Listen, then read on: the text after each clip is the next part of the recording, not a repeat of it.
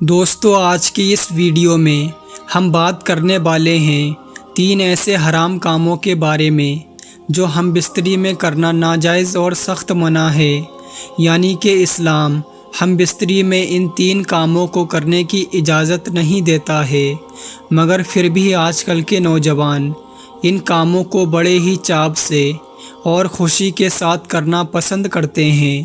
اسی لیے آج کا یہ ویڈیو آپ سبھی کے لیے بہت خاص ہے۔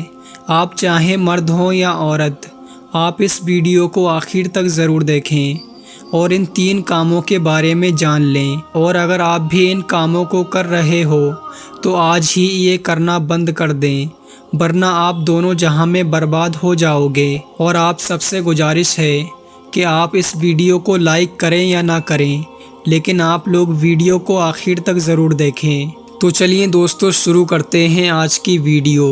دوستو جن 3 کاموں کا ذکر یہاں کرنے والے ہیں، یہ 3 کام ہی ایسے ہیں جن کا ہم بستری میں دھیان رکھنا بہت ہی ضروری ہے، کیونکہ یہ 3 کام اسلام میں ناجائز اور حرام ہیں اور سخت گناہ کا کام بھی ہے، مگر آج کل نئی نسل کے نوجوان ان گناہوں میں زیادہ ہی گرفتار ہو رہے ہیں، اور بہت ہی تیزی کے ساتھ میں ہماری نئی نسل کے نوجوانوں میں یہ کام عام ہوتے جا رہے ہیں۔ اور اس کی ایک بہت ہی بڑی وجہ ہے انٹرنیٹ پر گندی فلمیں دیکھنا، گندے پوسٹ اور گندے ویڈیو دیکھنا، سوشل میڈیا کا بہت ہی زیادہ غلط استعمال کرنا ان حرام کام کو کرنے کی یہ سب سے بڑی وجہ ہے، اور ساتھ ہی دین سے دور اور مسائل کی صحیح جانکاری نہ ہونے کی وجہ سے بھی آج کل کے نوجوان ان حرام کام کو کرنے میں لگے ہوئے ہیں۔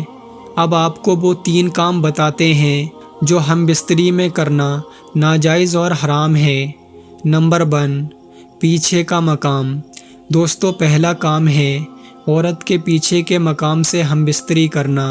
یاد رکھیں، عورت کے پیچھے کے مقام سے ہم بستری کرنا اسلام میں ناجائز اور حرام کام ہے۔ شادی کے بعد عورت کے ایک خاص مقام میں ہم بستری کرنا شریعت میں حلال قرار دیا ہے۔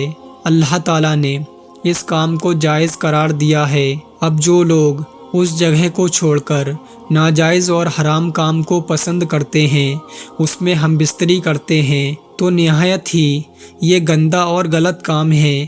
یاد رکھیں، یہ کام اسلام میں حرام کام ہے۔ اس کے بارے میں آپ سمجھ لیجئے۔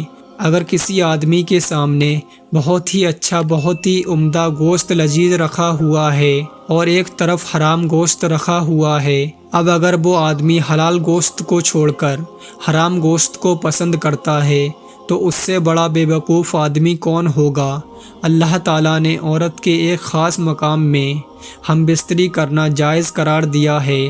اگر کوئی آدمی اس مقام کو چھوڑ کر عورت کے پیچھے کے مقام میں ہم بستری کرتا ہے، یاد رکھیں اسلام میں یہ ایک حرام کام ہے، اسی لیے ہر انسان کو اس کام سے ضرور بچنا چاہیے۔ نمبر 2، ہم بستری میں ڈسچارج۔ دوستو ہم بستری میں دوسرا کام ہے ڈسچارج ہونا۔ بہت سے لوگ پوچھتے ہیں کہ کیا وہ اپنی بیوی کے منہ میں شرمگاہ دے کر ڈسچارج ہو سکتے ہیں؟ تو یاد رکھیں کہ یہ ایک ایسا کام ہے جو نہایت ہی گندا کام ہے۔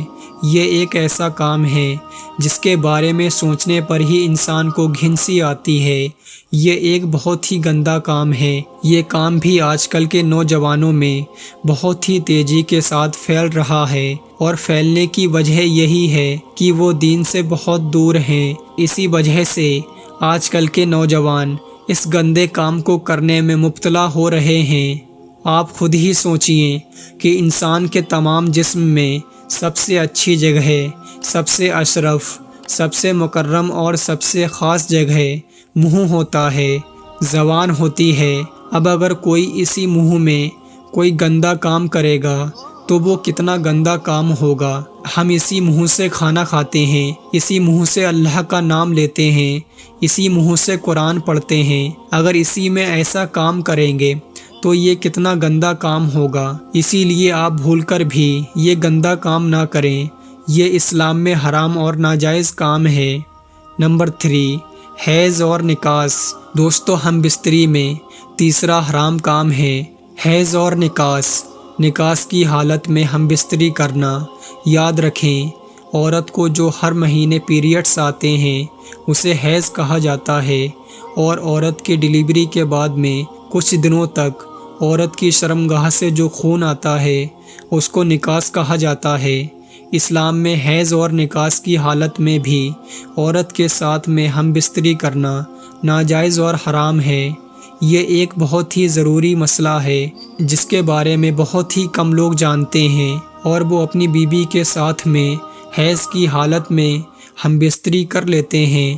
یاد رکھیں، یہ اسلام میں حرام کام ہے۔ آپ حیض اور نکاس کی حالت میں اپنی بیوی کے ساتھ ہم بستری نہ کریں۔ دوستو، کیا پورے کپڑے اتار کر ہم بستری کرنا صحیح ہے؟ اور کیا یہ شریعت میں جائز ہے یا پھر نہیں؟ اور اسلام نے اس کے بارے میں کیا حکم دیا ہے؟